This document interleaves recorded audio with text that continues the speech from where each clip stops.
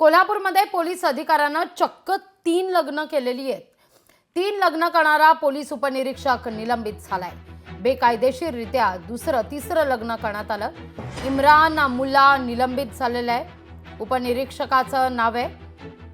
निलंबित करण्यात आलेल्या पोलीस अधीक्षकांची इम्रान मुल्लावर ही कारवाई आहे। कोल्हापूरच्या शिरोळ पोलीस ठाण्यातील पोलीस उपनिरीक्षक इम्रान मुल्ला याच्या विरोधात त्याच्याच बायकोनं दिलेल्या तक्रारीनंतर ही निलंबनाची कारवाई करण्यात आली आहे। धक्कादायक म्हणजे पोलीस उपनिरीक्षकाचं पहिलं लग्न झालं असताना ती माहिती लपवून बेकायदेशीररित्या दुसरं लग्न केलं।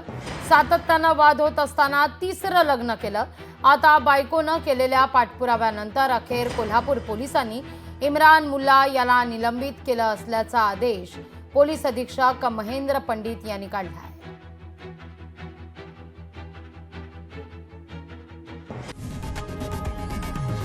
लोकशाही मराठी ऐका, पहा, जागरूक रहा।